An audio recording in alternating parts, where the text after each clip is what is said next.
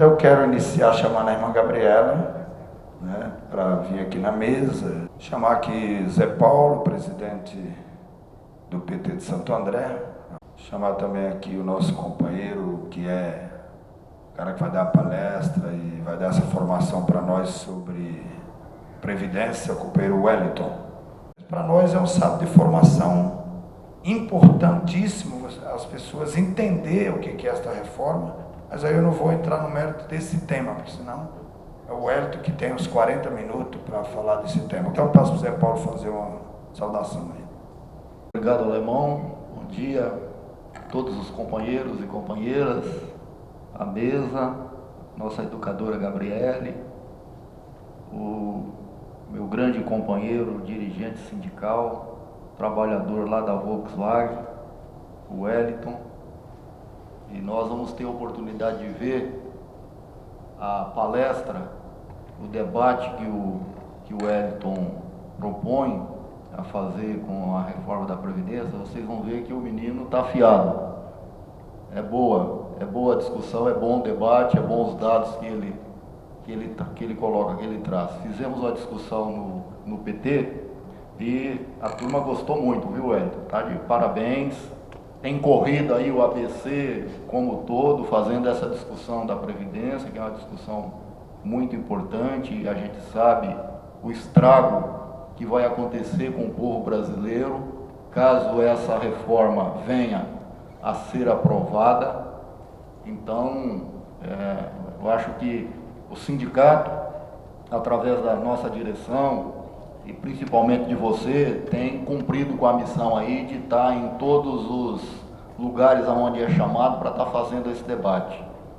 E aproveito para parabenizar aqui o meu companheiro Alemão,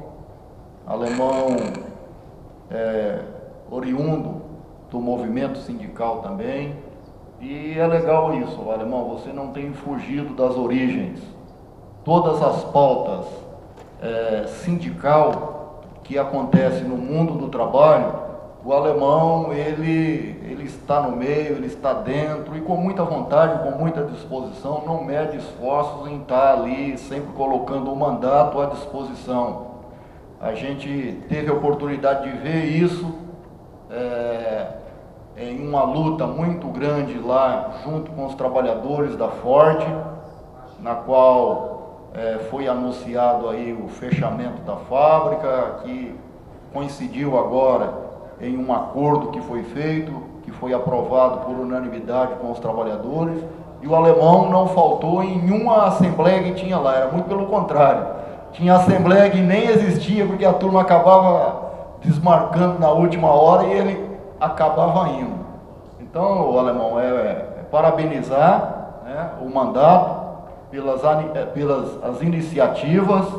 O Partido dos Trabalhadores aqui de Santo André agradece e parabeniza também você por estar chamando essa discussão da Previdência, que é uma discussão que está muito no dia a dia nosso. Ontem nós fizemos um planejamento do PT, que aconteceu lá em São Bernardo do Campo, e nós tiramos lá que nós vamos fazer uma jornada aqui em todas as regiões aqui de Santo André, para a gente estar discutindo essa questão da Previdência. E eu não tenho dúvida de que e o ponto central que nós vamos, a porta de entrada para a discussão com a população vai ser a Previdência, né? E eu não tenho dúvida de que o mandato vai estar junto nessa conosco, e nós vamos conseguir mobilizar e fazer o povo entender o estrago que vai acontecer caso essa reforma seja aprovada. Então, agradeço, parabenizo pela atividade. E nesse momento, eu passo para que a nossa grande amiga, é importante você se apresentar e dizer com quem que você trabalhou em São Paulo, que acho que é legal o pessoal saber. Então, eu passo aí para a minha educadora, irmã Gabriela. Um bom dia a todos. Queria agradecer o Alemão por ter me convidado para esse momento de debate, porque eu estou bastante preocupada com isso, e com o mundo dos trabalhadores, quer dizer, esse campo do trabalho. Poucas pessoas é que eu conheço, algumas eu estou revendo depois de longo tempo. Trabalhei com o alemão no Sindicato dos Metalúrgicos aí no ABC, em São Bernardo, na formação dos educadores do MOVA da região. Por sinal, está saindo aí um artigo numa revista internacional sobre uma formação que foi dada na região, onde pesquisamos toda a questão do meio ambiente e a situação não é tão agradável, que era o mote da alfabetização de adultos e jovens. Eu tenho uma trajetória na educação junto com o Paulo Freire. Conheci ele pessoalmente, ele e a esposa, frequentei a residência, fazíamos reunião muitas vezes lá na sala com um cafezinho feito pela Elsa. Trabalhei a nível de Brasil, na área da educação popular. Eu tinha a coordenação do Departamento de Educação Popular da Associação da Educação Católica, que pertencia à CNBB, que agora está fechada. A nova geopolítica levou a isso, da igreja. Nesse momento, eu estou atuando junto aos catadores. Até gostei da sua indicação, eu queria pedir um espaço, você falou de estar em alguns momentos para discutir a Previdência. Nós vamos iniciar, dia 17, uma formação para lideranças do ABC, com os profissionais da reciclagem. Então, vamos ter o representante aí de todos os municípios. Vai ser no consórcio. Então, acho que seria interessante abrir um espaço E a minha preocupação, eu estou aqui realmente pela preocupação que eu tenho com o que está acontecendo com a Previdência, que no meu olhar vai ser a implantação de um genocídio com uma grande dificuldade de volta, de recuperar realmente a justiça, a ética e a maior coerência. Eu não nego que é necessário olhar para a Previdência, mas da forma como está, realmente vai ser bastante negativo. Eu acho que por isso que eu estou aqui hoje, para discutir um pouco essa questão. Obrigada.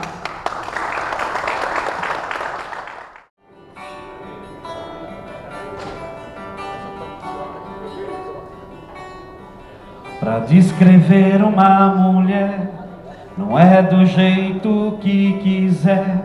Primeiro tem que ser sensível, senão é impossível. Quem vê por fora não vai ver por dentro o que ela é. É um risco tentar definir mulher.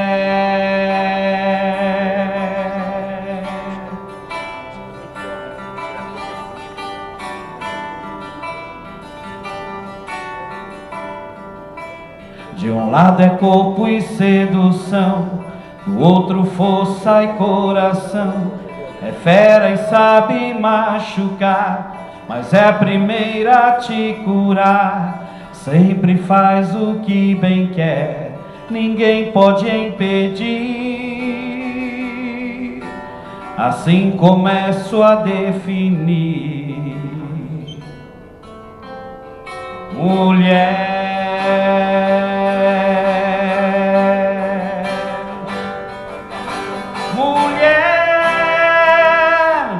Entre tudo que existe é principal. Para você gerar a vida é natural. Esse é o mundo da mulher. Mulher que a divina natureza fez surgir. A mais bela obra-prima que alguém já viu, assim nasceu a mulher.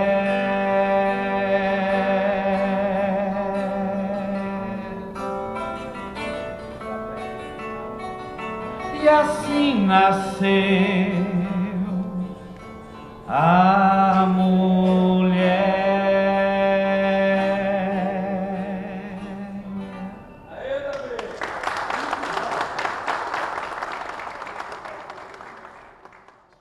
Companheirada, primeiro que agradecer o espaço. A gente tem tentado, onde a gente é chamado e onde tem a oportunidade do espaço, fazer o debate sobre a reforma da Previdência. Aqui hoje tem até uma questão a mais. Uma coisa boa e uma coisa ruim, né? A coisa ruim é que sempre quando você fala entre lideranças, você tem que tomar um cuidado a mais, né? A responsabilidade aumenta. Mas a parte boa é que, como a gente está falando para lideranças, a ideia é a gente tentar ao máximo esmiuçar, e não toda a reforma, porque ela é gigantesca, precisaria ficar uns 3 dias aqui debatendo isso, mas é pegar os principais pontos, para a gente ter a condição de ir para a sociedade e fazer o debate com a sociedade. Vale lembrar que nos últimos números, se for falar de pesquisa, 1/3 é a favor da reforma. A gente não tem 1/3 de grandes financistas nesse país. Então tem muito trabalhador falando que é a favor da reforma. E tem um outro detalhe que as pesquisas não falam. Mesmo quem é contra, não tem tido uma posição de enfrentamento, de debate, de ir para a rua, de mobilização. Então muitas vezes esse 1/3 faz muito mais pressão e barulho do que inclusive nós, toda a companheirada contrária à reforma. Então esse dia, Alemão, é um dia de formação, mas é um dia importante para a gente também sair às ruas e explicar o que é isso. Porque isso não é só uma reforma, isso é um desmonte. Mas aí a gente vai entrar nos aspectos.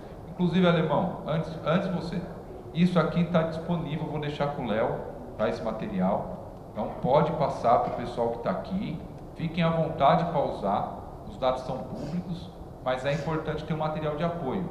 Espera aí que o Alemão pediu. Que nesse momento entrou aqui o Adilson Rodrigues. Eu acho que é uma informação que pode passar para todo mundo. Adilson Rodrigues, mais os internautas, nós estamos de fato ao vivo e o local é na Câmara Municipal de Santo André.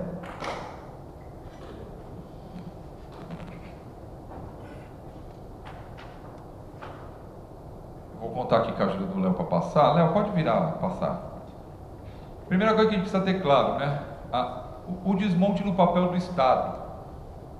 Dezembro de 16, a PEC da morte, né? O pessoal chama de PEC do teto, mas para nós é PEC da morte, que congelou os gastos ou os investimentos em educação e saúde por 20 anos. Imaginem que a população deva crescer, os gastos deveriam crescer, mas não vão crescer. Então daqui 20 anos, daqui 18 anos, o gasto do governo com a educação e saúde é o mesmo de hoje. Então vocês imaginam, com o passar dos anos, como vai se deteriorar tanto a assistência médica quanto a educação. Vide o que o ministro está fazendo aí de corte de orçamento em universidade pública. Então aquilo que era o sonho dos nossos filhos, até mesmo da gente, entrar numa universidade pública, cada vez vai se tornar aquilo que já foi, né, a universidade só um local para elite. Depois a lei da terceirização, não vou adentrar o tema porque já foi amplamente debatido. Reforma trabalhista com a precarização das relações de trabalho. E desde 17 vem o debate da reforma da Previdência. Claro que a gente usa o discurso que nós derrotamos a reforma, e claro que em parte nós derrotamos, a gente conseguiu criar uma massa crítica e uma mobilização para derrotar, mas grande parte da nossa sorte em não ter ainda passado a reforma é que o Temer enfrentou 2 processos lá de quase cassação. Então ele gastou as fichas dele para livrar ele e não aprovar a reforma. Se não fosse isso, a gente talvez teria um outro cenário hoje. E isso é uma coisa que a gente precisa ter claro para a gente pensar bem as estratégias de como a gente vai fazer o enfrentamento daqui para frente. E antes de pedir para o Léo passar próximo, acho que tem 3 questões que a gente vai tentar aqui desmistificar, e é claro que depois abre para o debate, é importante ouvir também muita coisa que não vai estar aqui. Mas a primeira coisa, o pessoal fala o quê? Ah, não, é uma nova previdência. Mudou agora, não é mais reforma, porque reforma ficou carimbado. Então o governo está falando que não, uma nova previdência e que vai combater os privilégios. Então a gente vai falar sobre isso aqui. Primeira coisa, combate aos privilégios. Então a gente vai ver quem são os privilegiados e quem são o ultra privilegiado, que não vai aparecer aqui. A segunda coisa, se não fizer a reforma, o Brasil quebra. E a previdência é negativa. Então a gente vai falar um pouco disso aqui. E a terceira é como afeta a vida das pessoas. Porque estão falando só da questão da idade, né? Ficou um negócio de 65 anos. Mas a perversidade é muito maior do que a idade. Não é só a idade. É até mais grave que a idade. Mas isso a gente vai trabalhar aqui também. Deixa eu fazer uma pergunta. Alguém aqui é servidor público? Não, porque aí se não for a gente passa mais rápido nessa parte. Aposentado, beleza, bastante gente, se aprovar isso aqui vai se lascar. Trabalhador privado, da área privada, carteira assinada, tá? Pensionista, tá bom, beleza. Vai lá, Léo. Mais ou menos. Pô, isso é misto, tá bom. Vamos ver o que faz. Vai se lascar também. Se a gente deixar provar isso, vai se lascar, pode ter certeza disso. Ah, alguém aqui que não é aposentado tem menos de 45 anos? Fazer a pergunta melhor, né? Quem tem menos de 45 anos? Melhor. Tá bom. Então eu vou afirmar uma coisa aqui categoricamente, que de repente quem está assistindo a gente tem menos de 45 anos. Se deixar provar isso, quem tem menos de 45 anos não aposenta mais por tempo de contribuição. Eu estou afirmando categoricamente, não vou nem passar o slide sobre isso, ok? Quem tem mais de 45 anos e não está aposentado, pode se aposentar por tempo de contribuição? É possível, mas eu vou passar pela regra de transição, vocês vão ver que é um problemaço, por conta do rendimento. Mas ok. Como funciona? A gente precisa entender como funciona o sistema de seguridade social, tá? Então em 88, lá na Constituição Federal, foi criada a Seguridade Social.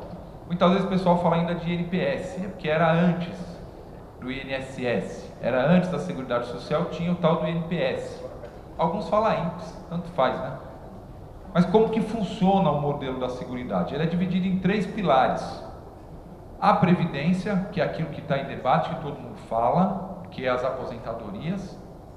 A Assistência Social, que aí o pessoal não tem falado muito, mas dentro da assistência social estão os benefícios de prestação continuada, dá o Bolsa Família e dentre outros que a gente vai apresentar aqui. E tem uma terceira perninha que é a saúde. Então parte do recurso que é arrecadado na Previdência, ele serve para financiar a saúde. Então muitas vezes o pessoal até fala assim, eu não dependo do SUS, eu tenho plano de saúde. Então, é um engano terrível, porque quando vai fazer algum tipo de tratamento de alta complexidade, é pelo SUS. Se depende de algum tipo de remédio que vai buscar lá no Maricovas, ou lá o céu, cara, é pelo SUS. Se vai lá na tal da farmácia popular que esse governo está desmontando e compra um remédio subsidiado, também é recurso que vem daqui. E eu falei no começo, já tem uma PEC do teto que congelou os gastos em saúde. Se vem uma reforma dessa, reduz ainda mais o orçamento da saúde. Então aquilo que está ruim, não é que vai piorar, vai praticamente acabar. E aqui tem um detalhe que depois a gente fala no final. Mas quem banca a Previdência Social, né? Quem banca o sistema de seguridade? Nós, porque a gente paga, seja quem está trabalhando paga lá no Olerite, vem o desconto, seja o autônomo ou o voluntário que vai lá e faz o carnezinho, seja através dos impostos que é cobrado, quem vai lá fazer uma fezinha na loteria, está pagando Previdência, está destinando recurso para a Previdência. As empresas pagam a Previdência em folha, através do próprio imposto na folha. Quando fica esse papo de desoneração da folha, parte desse recurso vai para a Seguridade. COFINS e contribuição sobre o lucro líquido, que as empresas pagam, e imposto de importação que o governo a todo momento discute para zerar o imposto de importação. E aí é dois problemas. O primeiro problema é os produtos entrando no Brasil sem trava. Isso afeta diretamente a nossa indústria, a indústria nacional, afeta os empregos e, por outro lado, deixa de arrecadar recursos para sustentar a Seguridade Social. Eu vou falar disso depois, que eu vou comentar sobre reforma tributária. Não deixa eu esquecer, tá bom? Marca aí nas suas tarefas. Vai lá, Léo. O governo atual gosta muito de falar da OCDE, né? Tirou o status do Brasil de país em desenvolvimento na OMC com a promessa de ir para a OCDE, que é o clube dos países ricos. Basicamente é olhar para o Leonardo e falar: Léo, deixa de receber salário, que aí eu vou te considerar rico, beleza? Ele não é rico de fato. Ele vai perder até a vantagem, a vantagem não, né? O salário, ele vai perder o salário. O Brasil está perdendo condição de subsídio nos produtos pela OMC, pelas regras da OMC, numa promessa de ser chamado de rico. Mas já que ele gosta de falar dos ricos, como funciona, pegando países da OCDE, o modelo que eu falei aqui do nosso, que é tripartite, né? Governo coloca dinheiro, nós, trabalhadores, colocamos dinheiro e os empresários colocam dinheiro. Se pegar países da OCDE, todos têm o mesmo modelo. Claro que esse caso é o mais, né, gritante, mas a Dinamarca, 75% do custo da Previdência, quem banca é o governo. Os empresários pagam 11% e os trabalhadores pagam 8%. E tem 5% aqui que é de outras fontes. Mas se pegar países mais parecidos com o nosso, pegar a Itália, 48% é o governo, 35% são as empresas, e os trabalhadores entram com 15%. Pegar a Grécia, né, que esses dias estava com um problema, 35% é o governo, 32% são as empresas, 20% são os trabalhadores. Então, se pegar o grosso dos países da OCDE, né, que o governo tem olhado tanto para lá, basicamente os pilares de sustentação é muito semelhante ao nosso. Pegar a Alemanha, por exemplo, 33, 34, 30, praticamente 1/3 para cada um. Muito semelhante ao nosso sistema. Então não é que o nosso sistema é problemático. O problema do nosso sistema vai aparecer ainda, que aí não tem nesses outros países.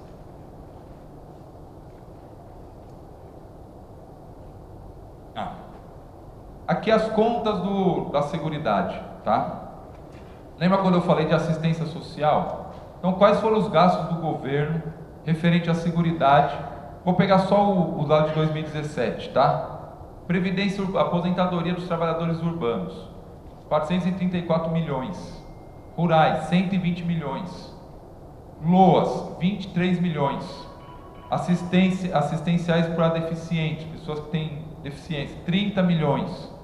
Cadê o Bolsa Família? 27 milhões. Saúde, 116 milhões. Que aqui foi para o Ministério da Saúde.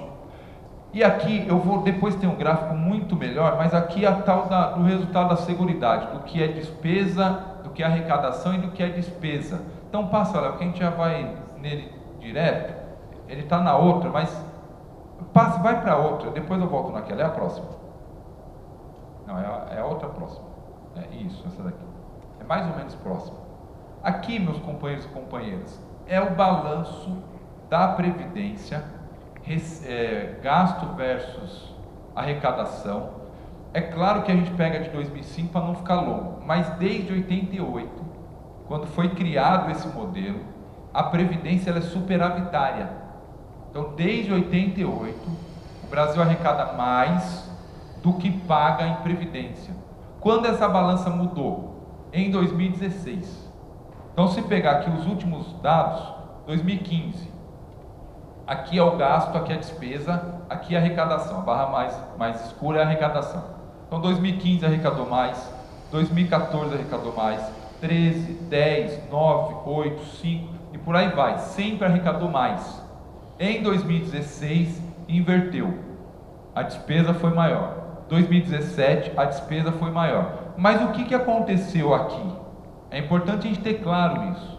2015 para 2016 foi o começo da crise, que a gente ainda está nela.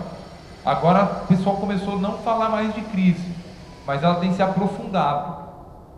aumento do desemprego, aumento da informalidade, reforma trabalhista, que tirou os trabalhadores da contribuição normal de 8 horas, 44 horas semanais, empurrou trabalhadores para outros tipos de contrato, e com isso você diminui a quantidade de trabalhadores que estão colocando dinheiro na Previdência. Então, quando você aumenta o desemprego, quando você tira os trabalhadores da formalidade do trabalho, são menos contribuintes colocando recurso na Previdência. Então, logicamente, que a pirâmide inverte. Se você aumenta o número de trabalhadores contribuindo com a Previdência, você inverte novamente essa pirâmide. Isso até o companheiro Lula falou na entrevista dele. Se gera emprego, e empregos com boa remuneração, emprego de qualidade, são mais trabalhadores contribuindo com mais recursos para sustentar a Previdência. Volta a 3, Léo. Isso. E aí, qual que é a malandragem do governo quando ele fala do déficit? O déficit lá nas contas era 1, esse número é de 2017. Então, o resultado em 2017, as receitas foram de 780, o gasto 837, então dá um negativo de 56 milhões. Mas vocês vão falar, mas o governo tem falado de 300 milhões. Mas olha de onde vem os 300. Ele inclui 76 milhões, isso em 2017, que são os militares e a diferença do regime de previdência pública. Então aumenta a 76, não é nossa conta isso daqui, mas o governo coloca, e vem a tal da DRU, que é aquela desvinculação das receitas da União, criado lá no Fernando Henrique, que permite que o governo tire 30% do orçamento da Previdência para utilizar onde ele achar mais importante. Então, se o governo achar mais importante do que pagar a aposentadoria, é ele fazer campanha para aprovar a reforma da Previdência, ele tira recurso da aposentadoria e coloca em campanha e publicidade do governo. Então esse número vai para 300 milhões, mas não é que ele é 300 milhões, é o que falta ou o que eu já falei? Ah, eu já fiquei preocupado. Na verdade são 57, então é bem menos do que ele fala. E mais, a gente tem dois dados que são divergentes, mas eu vou usar o menor, porque o menor já é drástico. Segundo a Procuradoria-Geral da União, a dívida com a Previdência, das empresas com a Previdência, é de quase 500 bilhões. Tem um número de 1 trilhão, eu tenho até falado ele nas assembleias, certo, Cabelo? 1 trilhão. Aí alguém vai falar, mas não pega mais esse recurso, porque isso daí é a VASP, é a Varig, as folhas amarelas já faliu. Não, mas olha quem está aqui. Marfrig, cadê? JBS, Mackenzie, Volkswagen, Itaú, Bradesco, Prefeitura de São Paulo, Campinas, Salvador. Esses estão ativos e ganhando muito dinheiro. Olha a JBS aqui. Olha os bancos. Não, tem Rede Globo, tem Bandeirantes. Quem fica defendendo e martelando o tempo todo na nossa cabeça a questão da Previdência, os interesses são enormes nisso. Passa a próxima, Léo. Isso daqui é o orçamento brasileiro de 2018, tá? Isso é o orçamento do Brasil em 2018. Todo mundo fala que o maior gasto brasileiro é a Previdência, mas não é. O maior gasto brasileiro é juros e amortização da dívida pública, 41%. O ano passado foi 1 trilhão,65 bilhões. Esse é o maior gasto do Brasil, do orçamento brasileiro. A Previdência é 24%. É que quando a imprensa vai falar disso, eles tiram isso. Aí o gasto da Previdência explode, porque você diminui a base. E aí ele vira o maior gasto. Mas ele não é o maior gasto. O maior gasto é esse. Quase metade do orçamento federal é para pagar juros e amortização da dívida. Não é para pagar a dívida, é para rolar a dívida. Uma dívida que a gente precisaria, inclusive, pedir auditoria. E quem entra aqui para receber essa dívida? Itaú, Santander, Bradesco, os mesmos que devem a Previdência. Ele deve e não paga, mas ele recebe os juros. E mais, a preocupação deles, essa é a preocupação se o Brasil vai quebrar, é se por acaso o governo falar assim, ó, não vou conseguir pagar os juros e as amortizações para vocês. Essa é a preocupação. Então precisa reduzir aqui os gastos sociais para garantir o pagamento dos financistas. E sem falar fraude, sonegação, apropriação indébita, desoneração, refis. Quando o governo faz um refis, ele deixa de arrecadar anualmente quase 28 bilhões. Mas o problema são os aposentados. Roda aí, Léo. Sabe qual é a média? A média de aposentadoria de um trabalhador da iniciativa privada? Cadê ele aqui? Porque é R$1.400. Essa é a média da aposentadoria de um trabalhador da iniciativa privada. O de tempo de contribuição, que o governo quer acabar com ele, 2.100. Esses são os privilegiados que o governo fala. Quando o governo fala, ó, preciso acabar com os privilegiados, é quem recebe R$2.100, que é o tempo de contribuição. Ou R$1.400, que é a média de todo mundo. Vocês terem ideia de algumas médias? Auxílio doença, a média no Brasil, R$1.300, pessoal que está afastado do trabalho. O auxílio reclusão, R$1.005. Auxílio acidente, R$704. Pensão por morte, que tem mudança, R$1.200. Então, salário maternidade, R$1.070. Então, esse povo é o privilegiado. Sabe de onde vem 1 trilhão de economia que o tal do Paulo Guedes quer fazer? Vocês viram, eu vou até falar depois, foi suprimido lá na CCJ a parte do FGTS e da multa do FGTS, que era um absurdo, que não tinha nada a ver com Previdência, mas estava lá. Por que saiu? Porque não compromete a economia de 1 trilhão. Da onde vem 1 trilhão?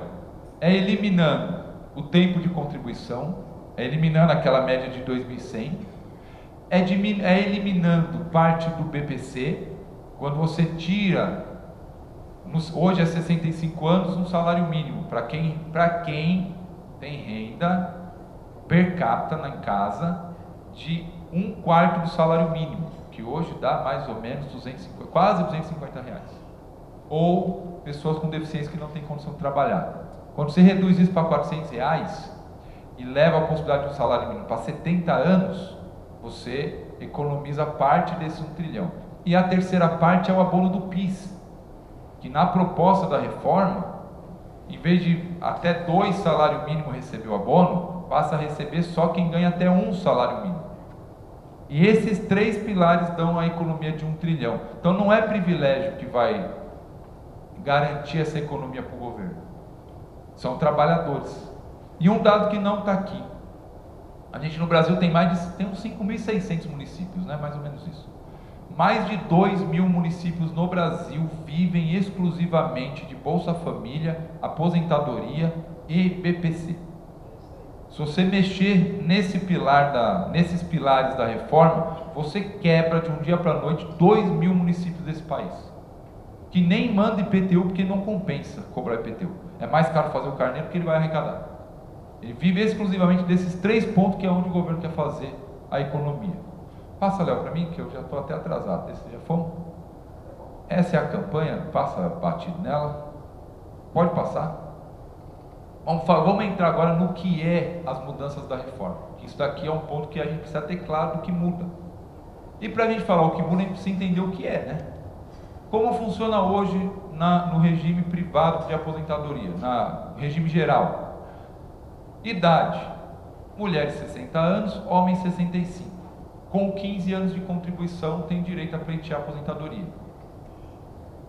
Por tempo de contribuição: mulheres 30 anos, homem 35, vai entrar na conta do fator previdenciário, ou entra naquela lógica do fator, que hoje é 86,96.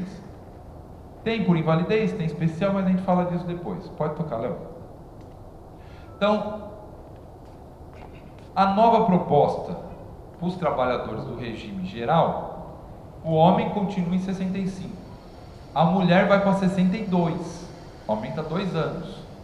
Só que passa a ser 20 anos de contribuição, não mais 15, aumenta 5 para homens e mulheres. E aí vem a primeira pegadinha, que está lá no meio.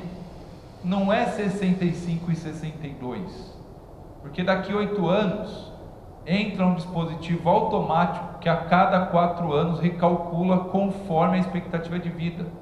Então, se a expectativa do brasileiro subir daqui 8 anos, isso passa a ser 66 e isso 63. Se daqui 12 subir, 67, 64. E aí o que vai restar para nós, se a gente não conseguir barrar isso daqui, é rezar para as pessoas morrer mais cedo, para não alterar isso.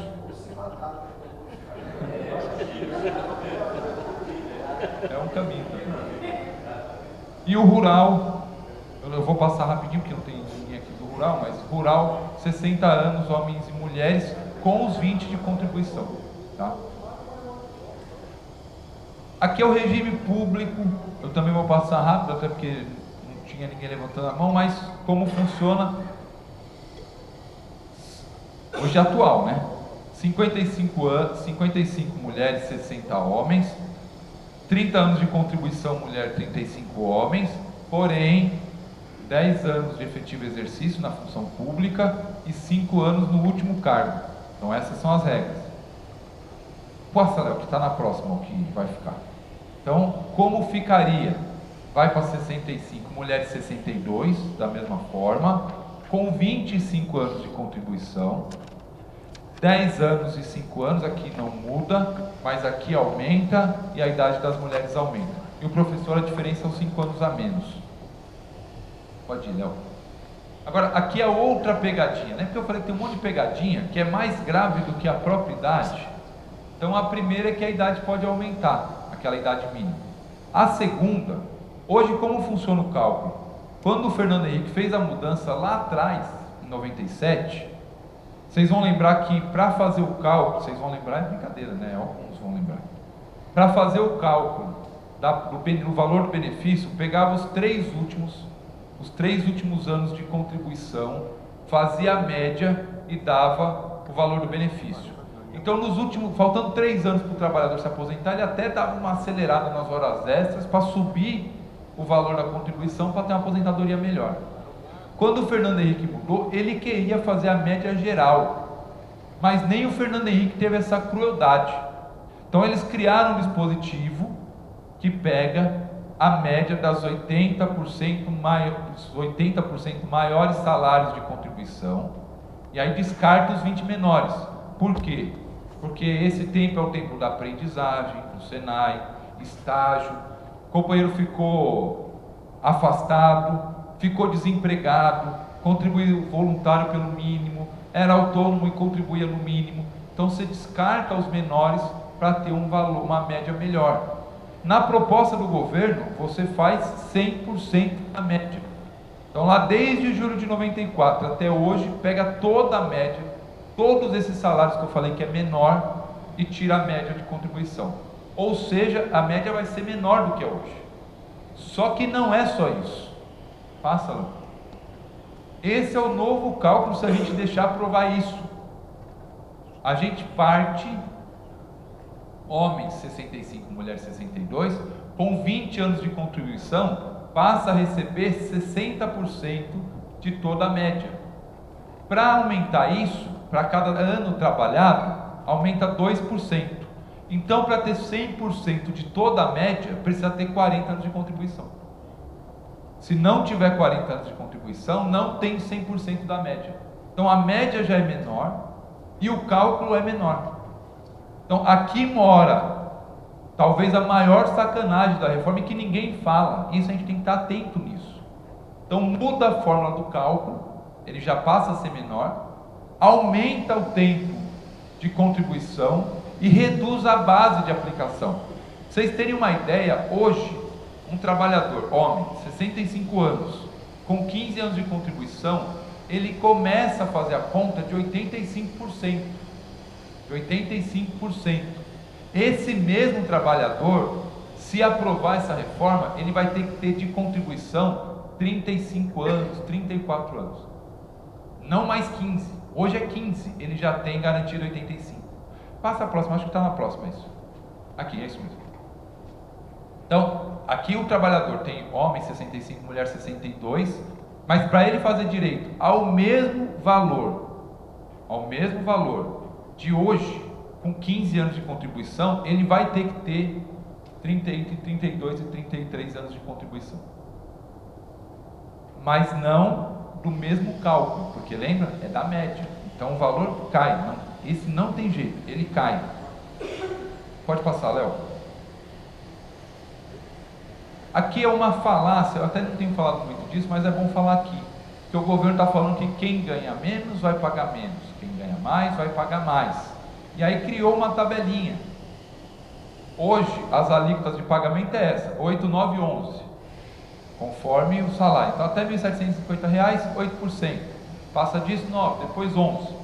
Aí está criando uns steps aqui. Então até um salário mínimo, 7,5%. Aí tem um monte de gente que está falando, não, baixou mesmo. E depois escalona e aumenta aqui 11,68. Aqui tem dois segredos. Primeiro que essa tabela é progressiva, ela não é fixa igual essa.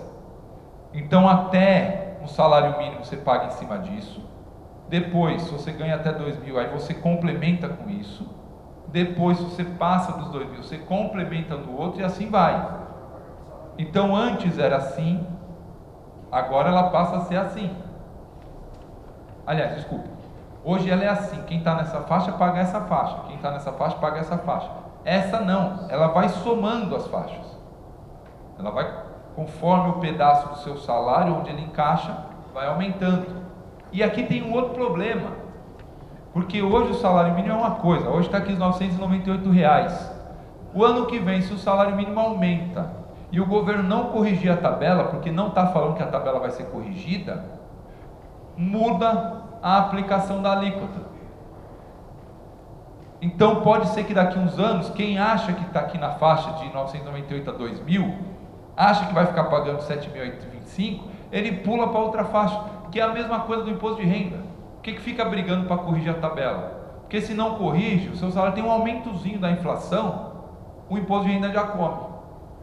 Essa vai ser a mesma coisa, vai pulando e vai comendo.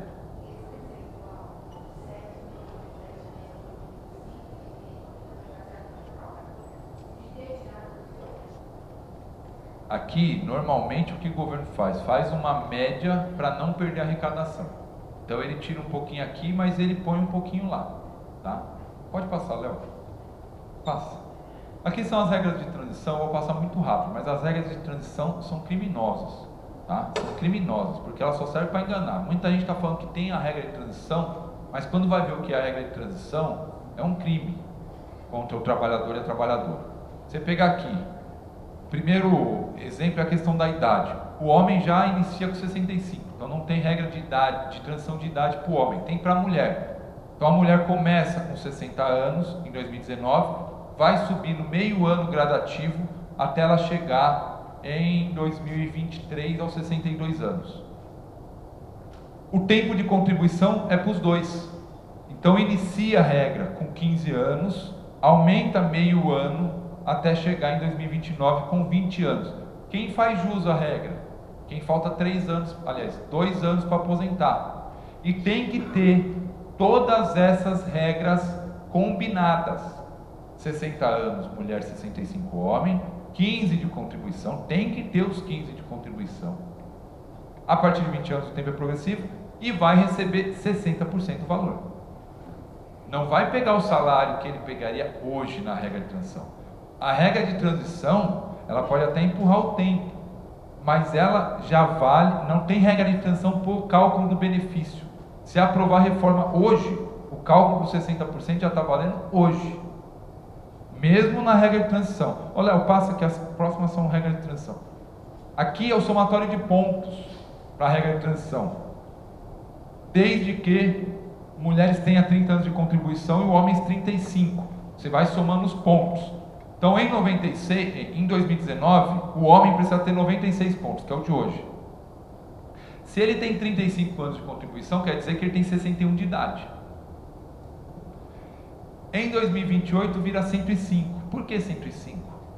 Porque 105 menos 40 dá 65, que é a regra que o governo está propondo, que é o tal do 100% do cálculo do benefício. E as mulheres, aqui ó, 2033, porque aumenta a idade para a mulher. Por que o homem parece que tem uma vantagenzinha aqui? É que não é uma vantagem, é que aumenta o tempo da mulher. Se não, seria a mesma lógica. Passa, Léo, tem mais uma regra de transição. Eu não vou falar dos professores. Essa daqui é por tempo de contribuição mínima. Então, de novo, tem que acumular as condições. 30 anos, mulher, 35 homens de contribuição. Mulher, 56 de idade, homem, 61. E aí a idade progressiva. Então, aqui, pegar o homem, 61 anos. Em 2020 é 61,5. Em 2027 tem que ter os 65. Então, um homem que tiver hoje 60 anos, né, ele está dentro da regra para fazer a transição, ele vai correr atrás da cenourinha, porque ele vai caminhando e a cenoura vai se afastando dele, porque é isso. E a mulher a mesma coisa. Então, quando falar tem regra de transição, calma aí. Primeiro, a regra de transição, ela te condena a entrar no mesmo regime que os outros, porque você vai ficar correndo e o tempo correndo na sua frente. E a outra coisa é que ele já te condiciona na regra de benefício que o governo está propondo. Então você parte de 60% e provavelmente você fica em 60%. Passa, Léo. Eu não vou fazer a conta da Jennifer não, mas especial, não sei aqui se tem alguém que já se aposentou na especial ou pensa na especial, mas aqui tem dois golpes terríveis. Dois golpes terríveis. Primeiro, como funciona hoje? Você tem atividades que é 15 anos, 20 anos ou 25 anos de contribuição exposto àquele fator de risco. O que a gente mais conhece aqui na região, né, os metalúrgicos, químicos, por aí vai, é os 25 anos exposto. Pega o PPP, comprova que trabalhou 25 anos exposto, pegar um companheiro lá na prensa batendo, o chão tremendo, o ouvido alargando, trabalhou 25 anos naquela condição, tem direito a requerer aposentadoria especial. Recebe 100% do benefício de contribuição, independente da idade. Proposta do governo, os mesmos 25 anos, aí homens e mulheres, porém com uma idade mínima de 60 anos. Então você pega o mesmo companheiro que está lá batendo prensa, 25 anos, ele tem que ter 60 de idade, senão ele não aposenta mais, não pela especial. E mais, se ele tiver 25 anos e 60 de idade, homens e mulheres, viu? Homens e mulheres, não tem diferença de idade para mulher. Ele vai receber 70% das médias. Por quê? Porque 20 anos de contribuição dá 60. Se é 70, aumenta mais. Agora até eu me errei. Se é 5 anos a mais, aumenta 10 na conta. Ele vai receber 70% das médias, não mais integral. Se ele quiser receber 100%, ele vai ter que ficar 40 anos lá batendo prensa.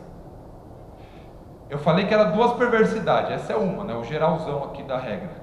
A outra, tem muito companheiro que trabalhou em saúde e depois mudou de atividade. Depois foi ser autônomo, foi trabalhar na prefeitura, foi trabalhar no banco.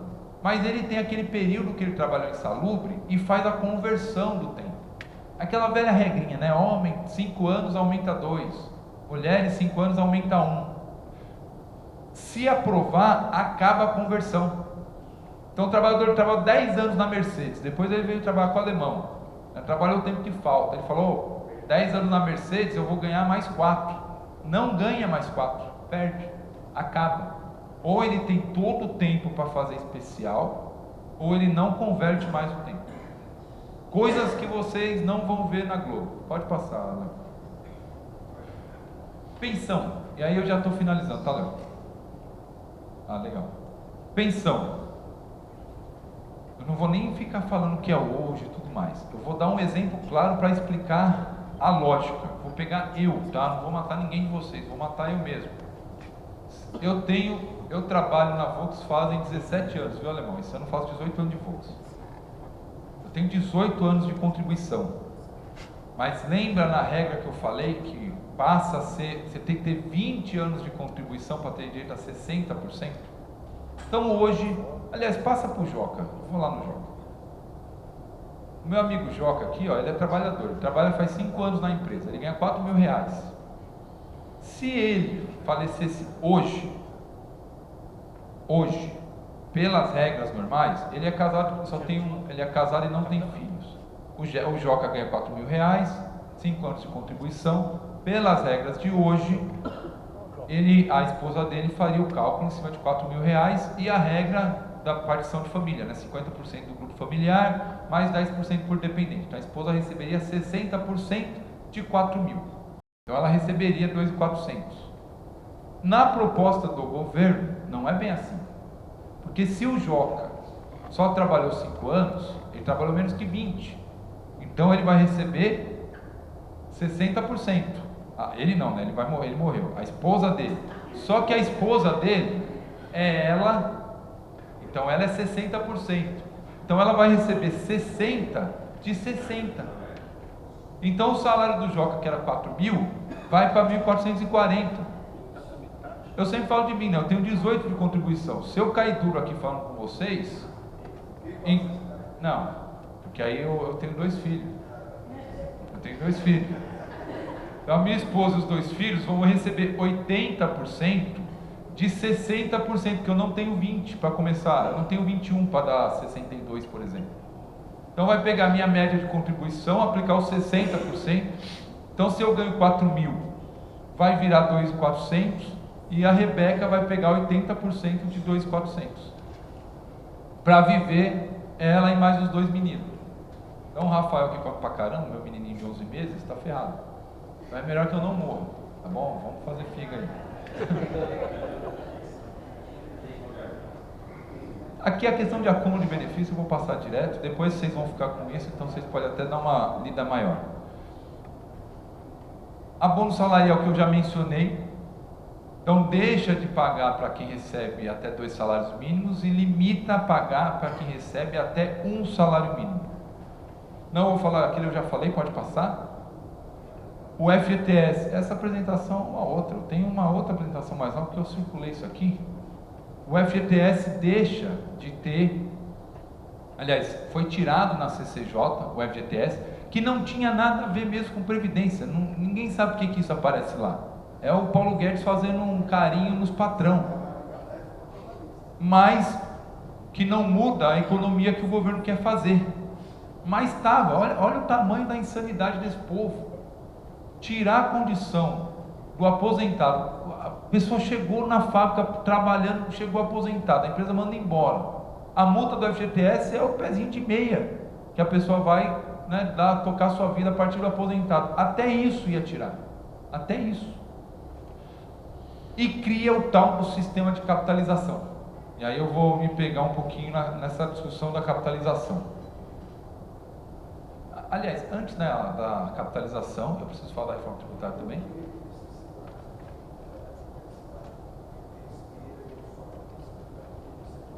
Não, tá bom, mas então só deixa eu terminar esse negócio. Que eu ia falar o seguinte: aposentadoria por invalidez, né, incapacidade permanente, invalidez, aposentadoria por deficiência, elas não estão na reforma, certo? Então fala assim, não, então eu tenho 2 saídas ainda, invalidez e deficiência. Porém, entretanto, todavia, contudo, entra na regra do cálculo. Então, um companheiro que se aposenta por invalidez, se a gente deixa aprovar um negócio desse, o cálculo dele passa a ser os mesmos cálculos dos 20 anos de contribuição. Se tiver até 20 anos, é 60% do benefício. E o mesmo vale para o companheiro que se aposenta por deficiência, que foi aquela aposentadoria que foi criada no governo Dilma. Ele entra na mesma regra de cálculo, então ele já tem um prejuízo no benefício, mesmo não alterando a regra de acesso. Sistema de capitalização. O Alemão, marca mais uma coisa para mim aí, que é o aposentado. Eu perguntei dos aposentados e não faz desaposentado. Capitalização. O que o governo quer com esse negócio de capitalização? Primeira coisa, tem muito jovem, e isso eu gosto de falar com os mais jovens, porque tem muito jovem que olha isso daqui e fala assim, ixi, então eu não me aposento mais. Tomara que aprove esse negócio, porque vai vir capitalização, eu contribuo se eu quiser, e aí eu vou colocar esse dinheiro em outra coisa. Então, primeira coisa, não é se eu quiser, a capitalização vai ser compulsória. Da mesma forma que o INSS desconta na nossa folha hoje, a capitalização vai ser descontada em folha, vai ser compulsória, ele vai continuar contribuindo.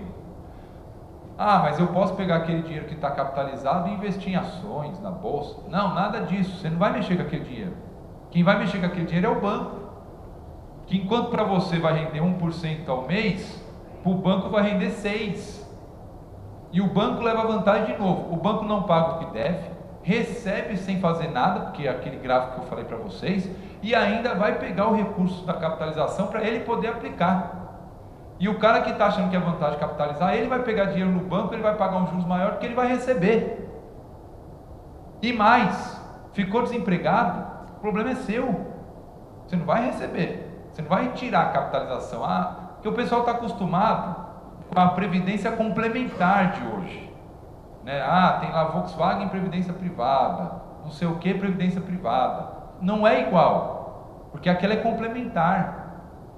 Eu saio da empresa, eu pego uma parte do dinheiro. Você saiu da empresa, meu amigo, vai ficar lá parado o seu dinheiro no banco.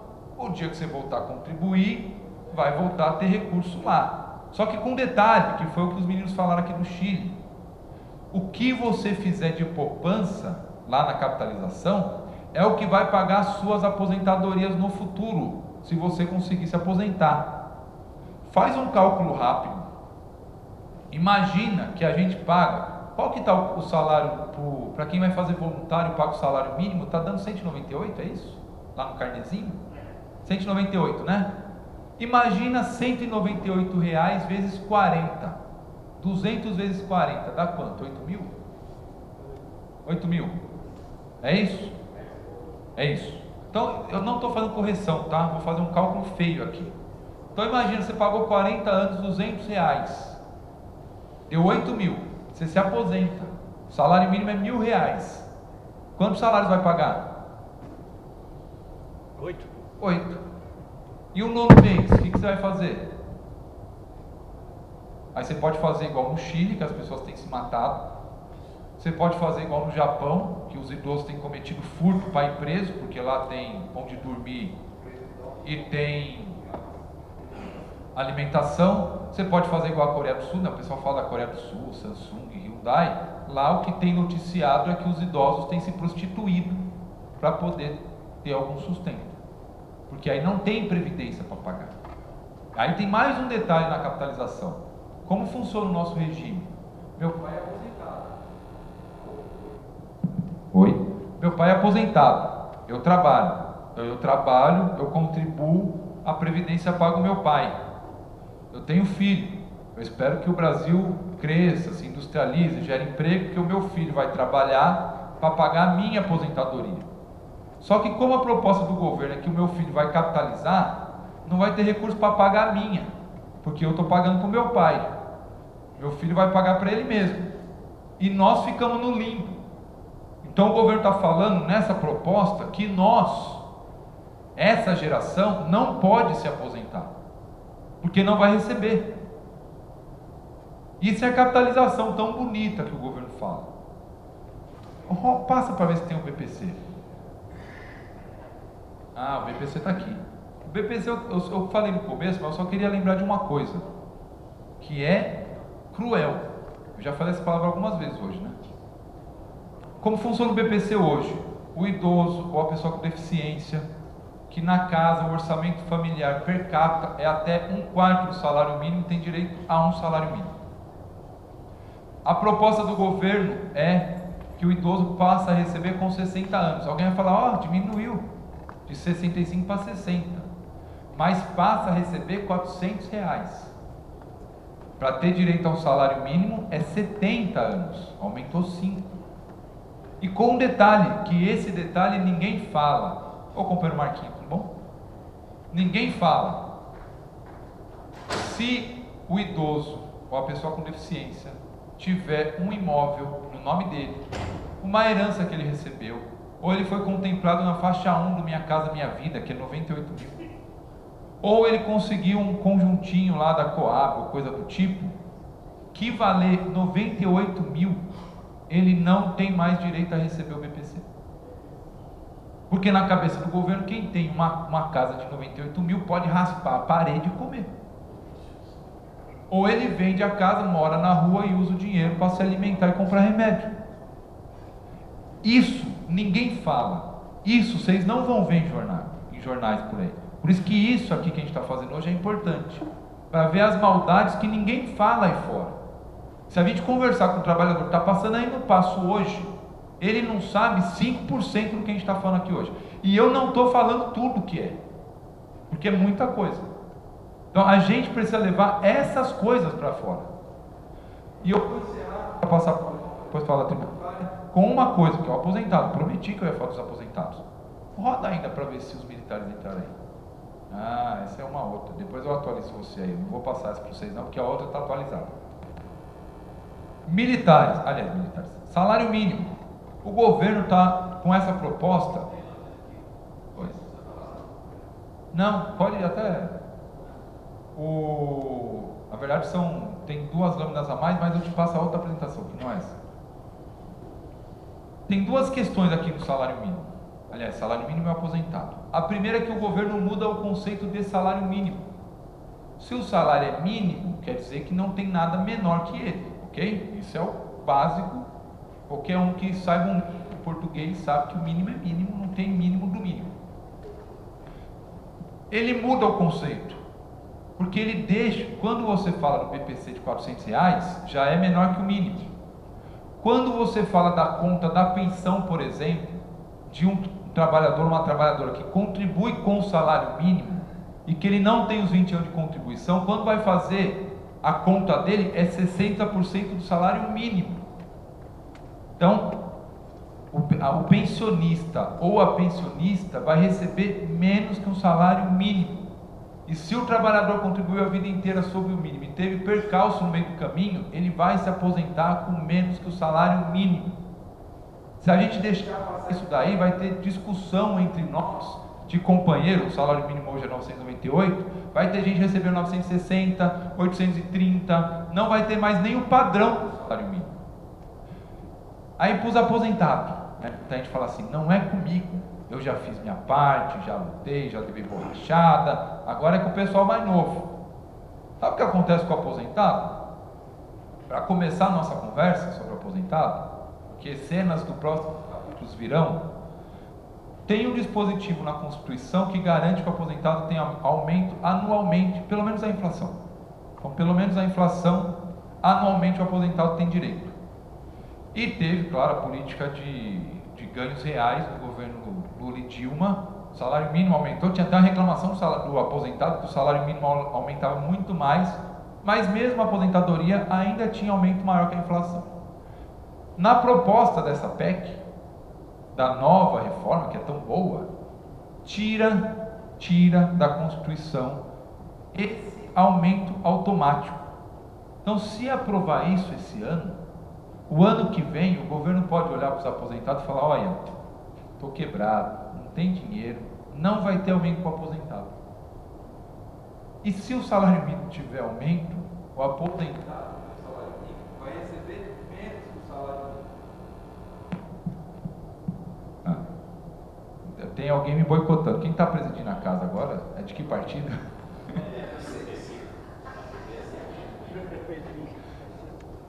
Entenda, o aposentado. Agora, nada impede de lá na frente o governo criar, porque ele também está querendo, é uma das brigas que tem lá, mexer na Previdência, sem ter que passar por uma aprovação de terço constitucional lá no Congresso.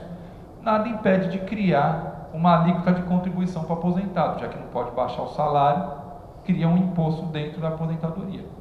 Então, isso para os aposentados. Então, os aposentados é bom se movimentar também. E para fechar o primeiro, militar e judiciário, que eu falei no começo do... Então, o governo tem... Oi? Cara, o sindicato tem mania de apertar, de destruir o microfone, né? O governo está falando que vai mexer com os privilegiados, ok? Entendam uma coisa, um aposentado das Forças Armadas paga 15 aposentados do regime geral. Falando de média, né? A média de um aposentado militar paga 15 na média do regime geral. O que o governo vai fazer com os militares? Ele mandou um projeto para lá. Projeto que os militares não queriam e ainda não querem. Mas como é uma nova reforma, uma nova previdência, inclusive, né, a propaganda fala, ela é boa para o Brasil e é boa para você. Ó, viu? Você é bom. Como ela é tão boa que os militares não estão querendo entrar nela, né? Então eles não entraram no geral, foi mandado uma específica para eles. A específica para eles, o governo fala que vai economizar em 10 anos 96 bilhões. Para nós do regime geral, em 10 anos é 1 trilhão, tá? E 1 trilhão que eu falei algumas vezes aqui, né? 1 trilhão é a dívida, 1 trilhão é os juros, 1 trilhão é a economia. Agora, para os militares ficarem um pouquinho calmos, não começar, né, a revirar os quartéis, ao mesmo tempo que falam, eu vou economizar 96 bilhões com vocês, criaram uns penduricalhos que aumentam em 85 bilhões o gasto dos militares. Criaram um tal de auxílio de disponibilidade de transferência. Então, se o militar estiver lá e ele puder ser transferido, não é que ele foi, se ele puder ser transferido, ele já recebe um auxílio, porque ele está disponível. Quando ele vai para a reserva hoje, ele recebe 4 salários. Na proposta do governo, ele vai receber 8 salários. E tem os militares têm escolas militares, né? Faculdade militar, especialização militar, tudo mais, gratuito, né? A gente vai estudar, tem que ir atrás do FIES, tem que ir atrás do ProUni, tem que pagar a faculdade para o filho. O militar tem isso de graça. Quando ele se forma, então ele fez graduação, ele fez especialização, ele tem automaticamente um aumento no salário, um percentual a mais. Imagina que beleza, Marquinhos, você vai lá, faz uma faculdade, a Dura já aumenta o seu salário, porque você fez uma faculdade. Para nós não funciona assim, mas para os militares funciona.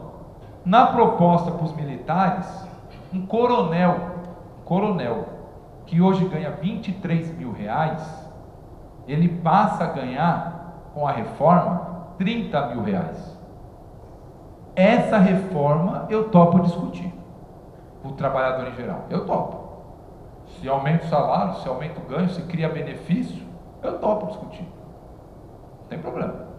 O problema é que só está tirando da gente, está tirando até a perspectiva da gente de futuro e contribuindo com os outros. Aí, e o judiciário? Alguém ouviu falar do judiciário? Não?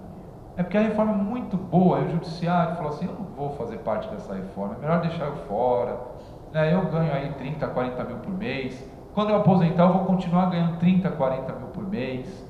Se um trabalhador, um juiz da ativa tiver 10% de aumento, aí o aposentado tem 10% de aumento, e eles não vão fazer parte, porque eles já estão tão sacrificados, coitados, né?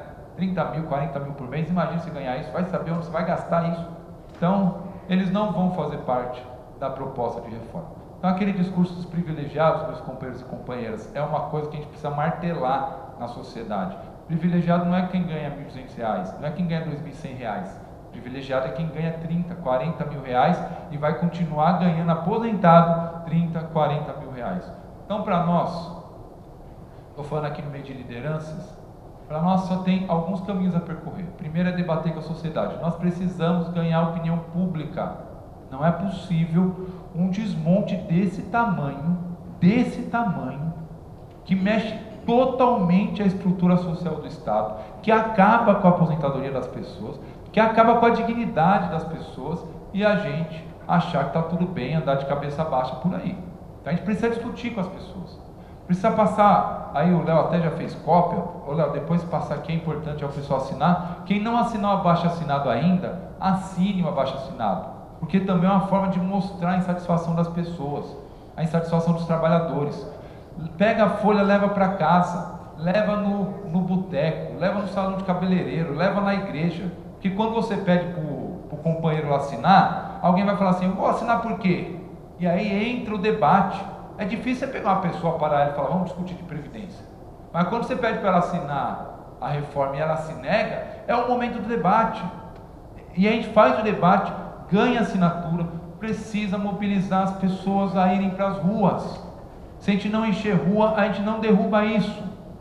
Não derruba. E eu não quero, e acho que ninguém aqui quer, ficar com peso de não ter resistido a isso, e daqui 30 anos a gente viver num país de miséria, e os filhos nossos olhar para a gente e falar: pô, você não teve capacidade de derrotar isso? O que você fez na sua vida? O que você estava fazendo em 2019? Você estava em outro mundo? Você estava em Marte? Eu não quero carregar essa mácula na minha vida, não é no meu histórico, é na minha vida, e acho que ninguém aqui quer. Então, cooperado, só nos resta a luta para resistir a isso. Um abraço.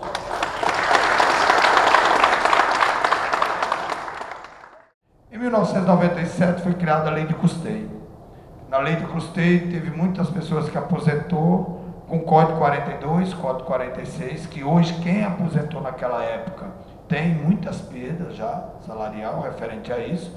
E eles estão dizendo o seguinte: se em 97 que você entrava numa fábrica e ficava 30 anos, 32, 33, e acabava aposentando, então por muitos que entrou no final da década de 80, no início de 90, conseguiu trabalhar na mesma fábrica até o final, portanto, aposentou lá no Código 42, Código 46. O que eles estão dizendo, eu acho que é legal você comentar, é que com esse 60% e a rotatividade que tem da mão de obra, não é só os 40, eles estão dizendo que com certeza vai ser muito mais, porque você pode trabalhar numa empresa, vou dar um exemplo, o cara pode trabalhar numa empresa como o Toninho trabalhou em Diadema, numa autopeça, e depois sai, fica 3 anos desempregado, entra numa Volks, depois sai da Volks e entra para outra, porque dificilmente o trabalhador vai ficar 30, 40 anos numa fábrica, direto, pela rotatividade. Então,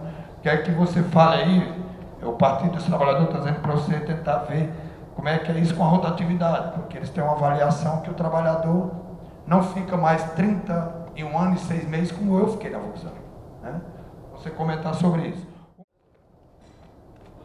Então o Toninho, já pode fazer uma filinha aqui, Toninho, depois o Jorge. Toninho, com você. Bom dia, senhores e senhoras.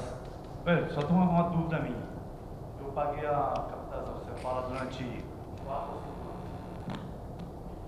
4 a 5 anos, né? E claro, pegar o dinheiro hoje 7,5%.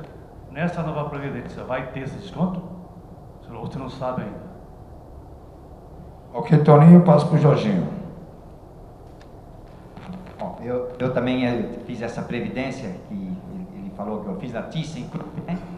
Thyssen eu fiz a previdência e não fui avisado que se eu não contribuísse, né, no mês seguinte, eu não poderia deixar um mês sem contribuir. Quando eu fui saber, eu já tinha perdido o direito porque eu não contribuí. Então, quando eu fui receber, eu só recebi a minha parte. A parte da empresa não recebi. E com o imposto descontado, que nem o rapaz falou. Agora, uma coisa que me preocupa muito, que eu incluo nessa situação, é a situação da pensão da viúva, né? Da viúva, do viúvo, aquele que contribui, os dois contribuíram, e na hora que um falecer, então isso está muito pouco debatido, né? Eu acho que isso deveria ter sido incluído nos maiores debates que teve, porque o que debateu bastante, eles estão derrubando, que é algumas questões aí, né, que é o PPC, então eles estão querendo derrubar. E essa não foi muito martelada, eu acho que deveria ser muito martelada, porque o prejuízo é muito grande, né? Eu sei que talvez eu vou tomar um pouquinho de tempo, mas uma pessoa que paga um condomínio, um casal, paga um condomínio, e o benefício dos dois dá para pagar aquele condomínio e se manter. Aí morre um, vai ter que vender o apartamento, vai ter que ir para uma casa, vai ter que mudar, ir para um asilo, sei lá para onde, para poder se manter, né? Não tem condição. Eu mesmo... Oi? Eu mesmo fiz uma mudança de vida em 2015, que eu não pagava o condomínio, eu resolvi para um apartamento. Hoje, se fosse hoje, eu não faria, porque já vou ser penalizado, e muito. Muito obrigado. Eu queria dar os parabéns para você pela apresentação, que realmente foi bastante clara. Só queria, para confirmar essa sua fala, Queria colocar que eu tenho uma amiga no Chile, professora, se aposentou, a aposentadoria dela dá para pagar remédio. Ela está assim, desesperada, ela falou, o que vou fazer? Então, para isso não acontecer no Brasil, aquilo que o Alemão disse, se a discussão não for levada para as periferias, para os bairros, nesse campo popular, nós vamos perder muito. E depois, retorno vai ser difícil. Obrigada pelo convite. Bom dia, companheiros e companheiras. Na verdade, eu não tenho nenhuma pergunta para o Wellington propriamente dito. Mas, diante do que ele apresentou, várias preocupações para mim foram surgindo. Porque eu trabalho com contabilidade, então essa parte de economia a gente acaba sempre pensando mais à frente. O que o Wellington falou da nossa geração ficar no limbo, eu acho que não seria nem só a nossa. Porque o que vai acontecer? Se entrar essa reforma, a renda da população vai cair muito. E é aquele dominó, né? Cai a renda, cai o consumo, cai a produção, cai emprego. Então vai chegar um momento que nem emprego, nem consumo, e ninguém vai estar contribuindo para cobrir a renda de ninguém. Algumas observações, enquanto o Wellington falava, o Itaú, que era um dos bancos mencionados na grande dívida de 400 milhões com relação à Previdência, enfim, 400 bilhões, anunciou esse ano um lucro no primeiro trimestre de 6 bilhões. E o que acontece? Eu achei interessante aquele quadro que foi mostrado dos países, o que o governo contribui com a Previdência, o que o empresário e o trabalhador. Só que a grande verdade por trás disso é que o empresário não contribui nada. O empresário não contribui. Por quê? O governo põe dinheiro lá, tudo bem, mas sai de onde? Do povo. O governo não tem renda própria. É o consumidor que gera essa renda, é o povo, é o trabalhador. Exatamente. Aquela faixa do empresário é o que a gente discutiu numa outra reunião com o Alemão, com a presença do Barbie e do Felipe. O empresário não paga imposto. Ele coloca tudo lá no preço final e quem consome é que paga.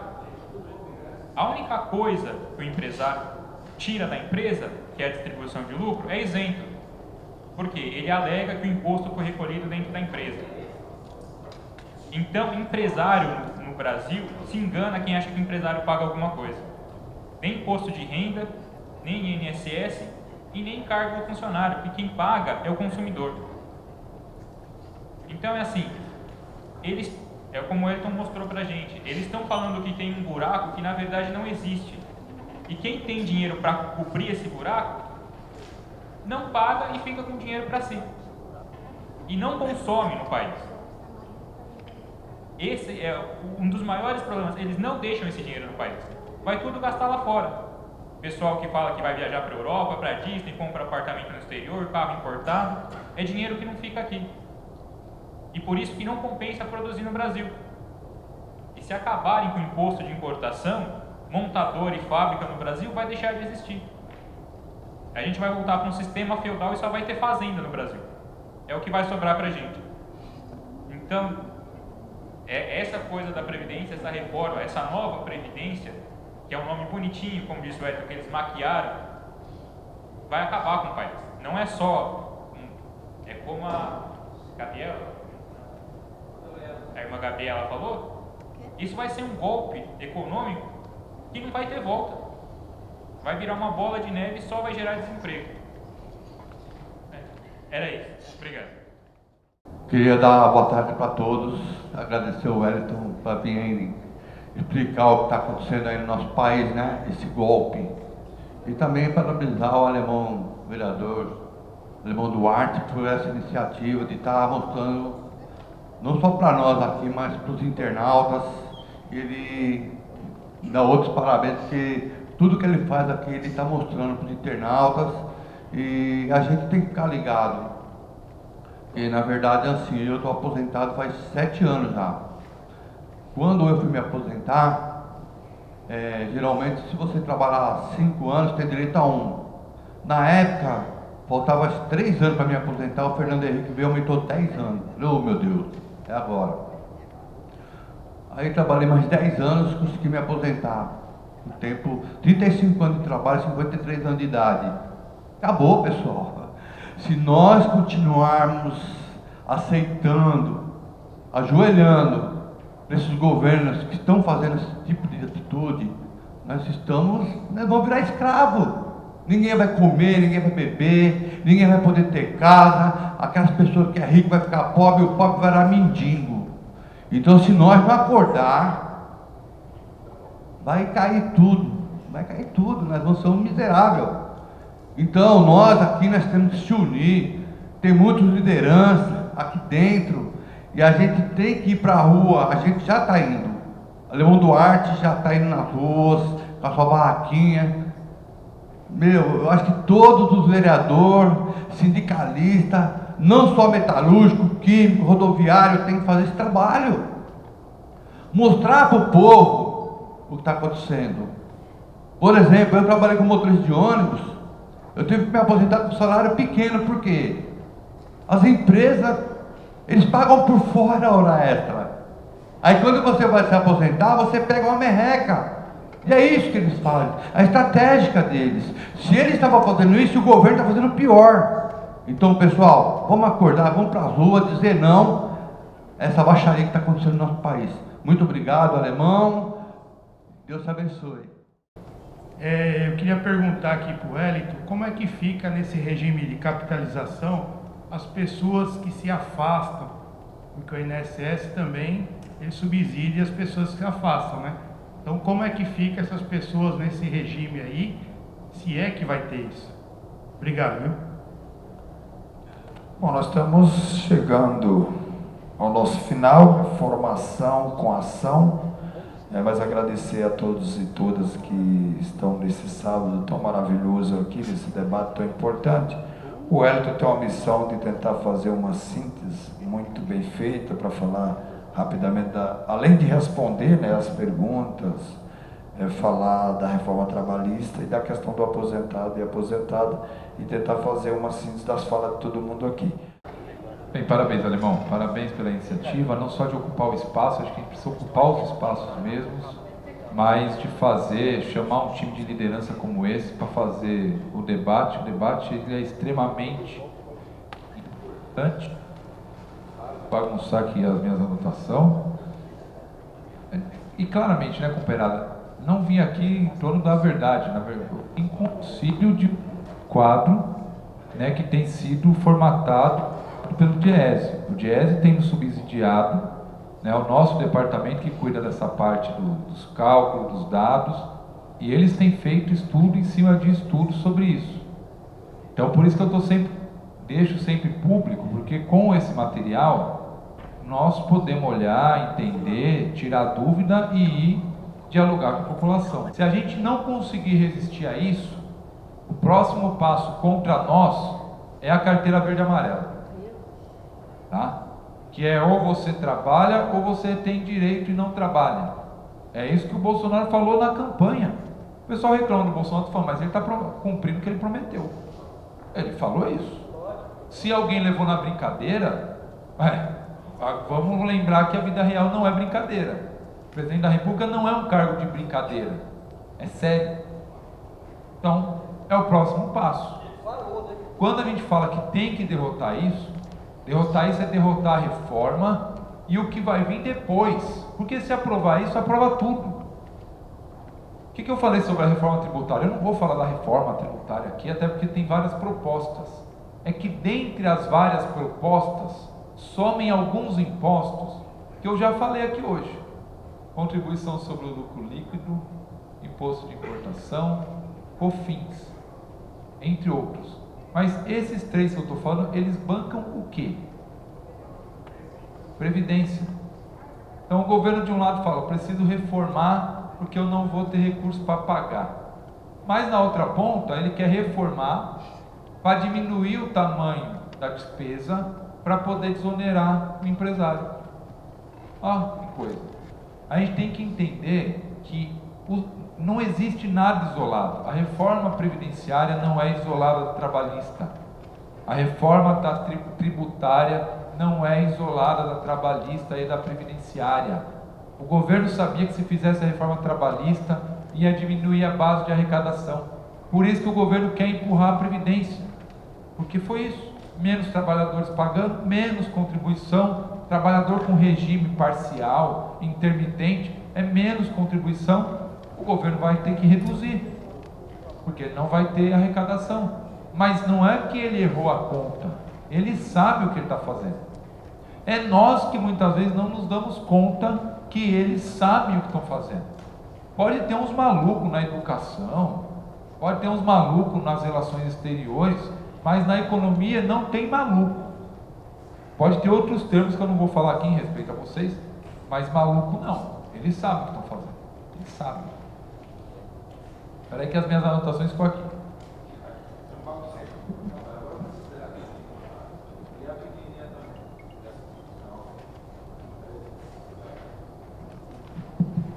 O pessoal falou muito de previdência privada. Previdência privada eu já vou matar todas elas de uma vez, tá?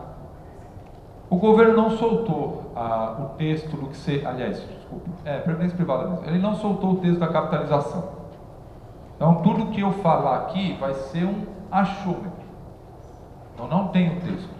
E eu não vou ser leviano de comentar uma coisa que ela não existe ainda. Agora, o que tem que eu posso falar aqui e afirmar algumas coisas? Primeiro é o desconto do imposto de renda na previdência privada, né? Regras atuais, é pago, porque normalmente não, os dois sistemas que tem, ou você saca tudo, né, você fez um fundo de previdência privada, você saca todo ele, vai incidir imposto de renda. Ele não é isento como um PDV, por exemplo, não tem isenção para a previdência privada. E quando você opta por receber ele como complemento do benefício previdenciário, o próprio benefício, dependendo de quanto você ganha, já tem tributação de imposto de renda, porque entra nas alíquotas de pagamento. Se a previdência privada mais a sua aposentadoria dá o valor que chega nas faixas do imposto de renda, vai ter desconto. A regra hoje da previdência privada, ela depende da empresa. A empresa faz, claro que ela tem que seguir a regra do Banco Central, mas tem algumas especificações que são próprias. O percentual e o tempo para retirada, quando você sai da empresa e não saiu aposentado, quanto você recebe daquilo, e proporcional a quanto tempo de contribuição. Se você deixou um mês sem pagar, se vai poder entrar ou não, essas regras são específicas, porque hoje ela é complementar. Esse é o termo que a gente não pode esquecer, ela é complementar. Ninguém no final da vida aposenta pelo regime de capitalização privada. A gente aposenta pela aposentadoria pública e ela complementa. A proposta do governo é que a gente deixe, e as novas gerações, né, deixe de aposentar pelo tal do INSS, para ser bem popular aqui, e passe a aposentar pela capitalização. Então aquilo que é um complemento, ele passa a ser o principal, ou o único. E com o risco daquilo que eu falei, se você contribuiu uma base pequena, é aquela base que vai servir de referência para o seu sustento no futuro. Se você viver 10 anos, tem que ver se a sua contribuição vai segurar 10 anos. E no salário que você pretende receber. Porque uma coisa é receber um salário mínimo, outra coisa é receber 2, outra coisa é receber 3. Come mais rápido aquilo que você contribuiu. Então, ou você vai ter que fazer um investimento muito alto, muito maior do que a Previdência hoje. Mesmo quem paga no teto, não aposenta, não consegue ter capitalização para viver 15, 20 anos. Porque o sistema hoje não é que você recebe o que você pagou. Você recebe o que você pagou, mais o que as empresas pagam, mais o que o governo coloca. Mesmo que a sua lógica está correta, né? O governo não tem orçamento, ele não tem renda. Ele depende de imposto, mas é a lógica que é montada, né? Eu vou seguir a lógica. Então, o problema é mais grave. O PT falou da questão da rotatividade, comparada, né? É casada as duas coisas, mas vamos lá. O que eu falei aqui, a lógica é não aposentar. o companheiro ou a companheira vai ter que ter 65 anos de idade, e a mulher 62, com 20 anos de contribuição. Vocês não sabem como é difícil no Brasil as pessoas hoje chegar em 15 anos de contribuição. É só a gente entrar nas periferias, a gente não precisa ir para o Nordeste. O pessoal fala do Nordeste, não. Vão na periferia, lá, onde vocês inclusive fazem trabalho do dia a dia. Olha a realidade lá, se alguém contribui, se o informal consegue contribuir, se quem está trabalhando com o aplicativo contribui. Tem até os debates sobre os escravos digitais, né? E aí fala muito da questão do Uber. Agora o governo quer colocar o Uber para pagar a Previdência. Saiu ontem já, o governo anunciando que o Uber vai pagar a Previdência. Falando, é bom, que de verdade entra para o sistema. Eu acho que a gente precisaria discutir isso mesmo, a regulamentação, até a contribuição. Mas vai entrar no sistema que ele não vai ter acesso, ou alguém vai conseguir ser Uber por 40 anos. O carro do Uber vai aguentar 40 anos? Porque é isso, né? Muitas vezes é ilusão. Ou eu entro aqui, meu carro tá bom. Daqui 2 anos, conseguiu guardar dinheiro para trocar de carro? Porque daqui 2 anos o carro dele não vai... acabou. O carro que roda o dia inteiro na cidade, primeirinha, vai, não aguenta 2 anos. Então, o próprio companheiro, eu entendo a lógica de entrar para o Uber, porque precisa sustentar a família. Mas achar que aquilo é bom pra caramba, me desculpa, não é. Não é. É um jeito, e aí eu entendo, volto a falar, entendo. A gente precisa viver, comer, precisa trabalhar, né? O mercado está uma dificuldade terrível, a gente está discutindo, a empresa está mandando embora, não que está contratando. Agora, seria bom que o governo investisse realmente na reindustrialização do Brasil, de gerar crédito, de gerar renda para as pessoas, de geração de emprego, que aí eu garanto que o pessoal que está no Uber, a grande parte, iria procurar emprego formal. Então, a pergunta da rotatividade não precisa ir longe, é hoje. Hoje já tem dificuldade de chegar nos 15 anos. Vocês devem conhecer muita gente, inclusive próxima, família próxima, que já está chegando, mulher de 60 anos, homem de 65, e não tem os 15 anos de contribuição. Não vai conseguir aposentar hoje. Imagina se a regra muda, é mais 5 anos de contribuição. Isso não é pouca coisa, tá?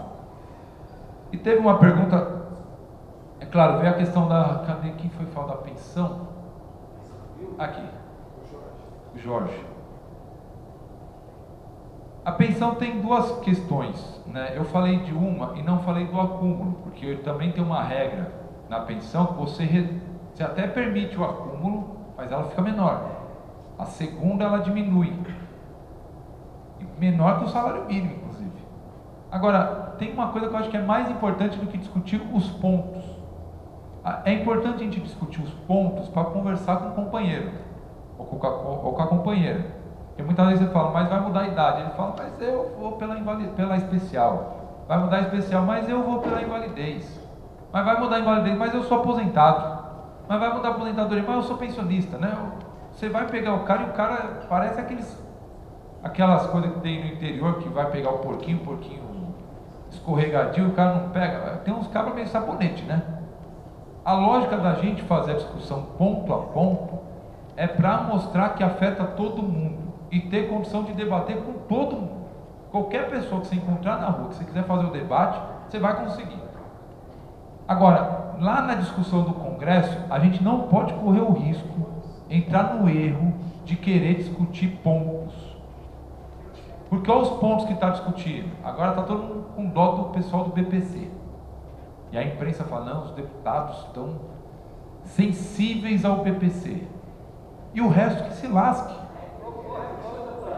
Aí alguém vai falar assim, não, vamos então pensar no pensionista. Pô, não dá para fazer isso, né? Mas o resto se lasca.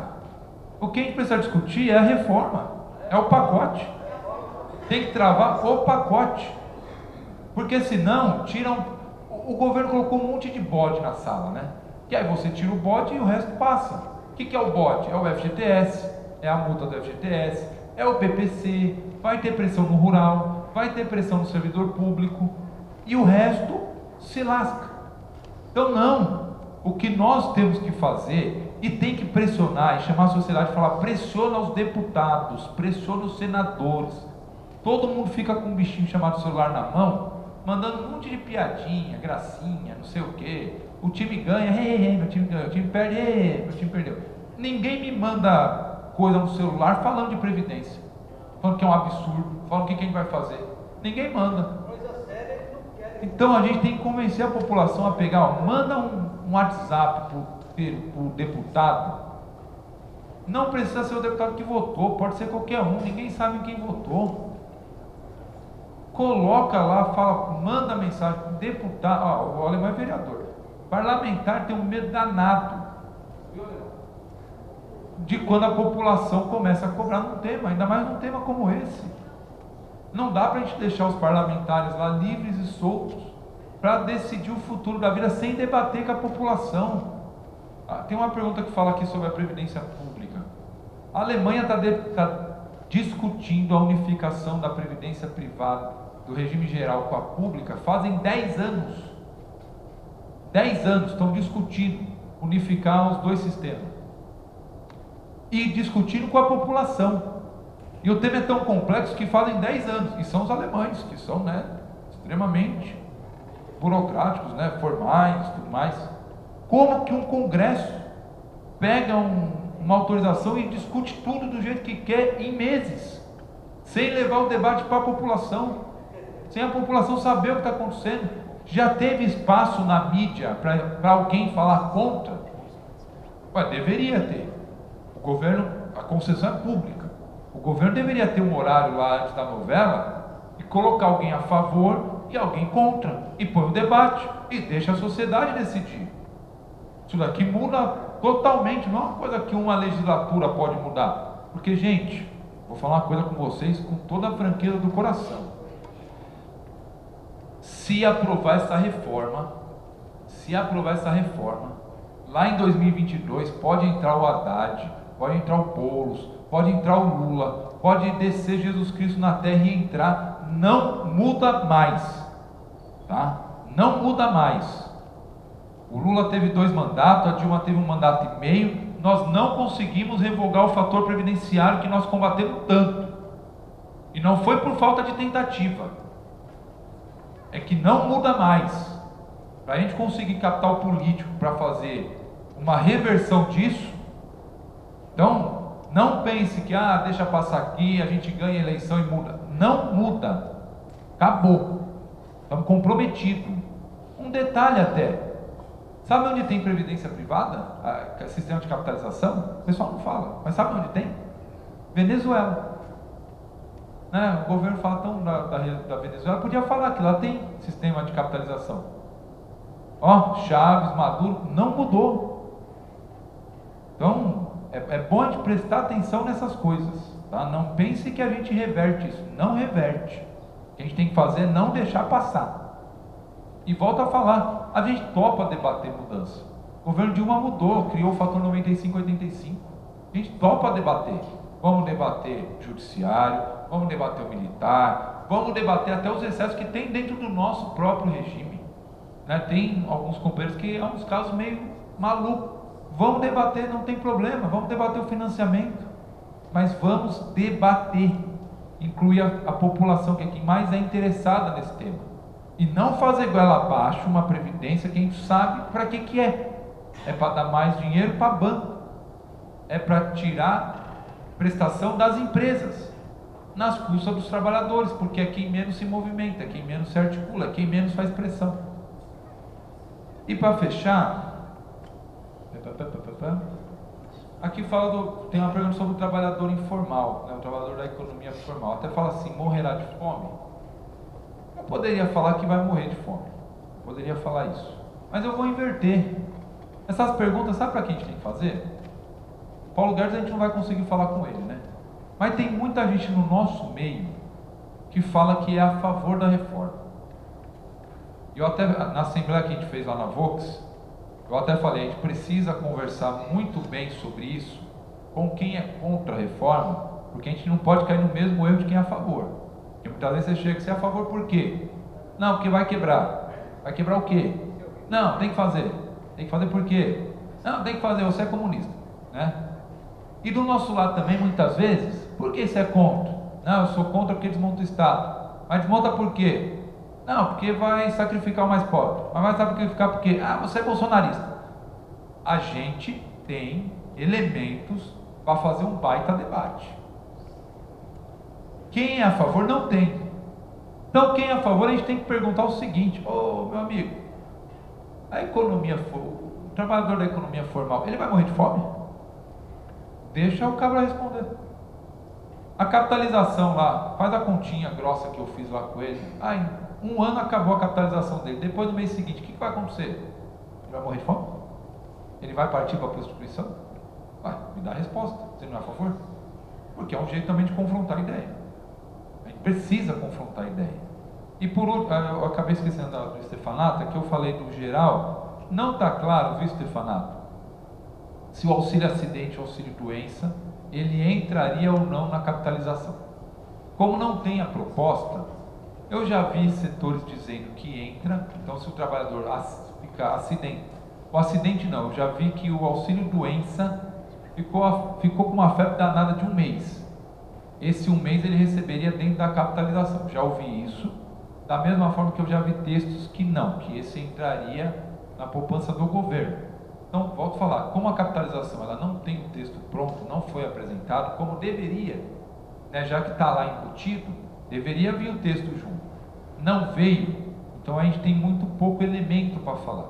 A gente vai falar do que corre na imprensa, no que é público. Mas tem as duas vertentes nesse tema. Beleza, gente? Para descrever uma mulher, não é do jeito que quiser. Primeiro tem que ser sensível, senão é impossível. Quem vê por fora não vai ver por dentro que ela é. É um risco, tenta definir mulher.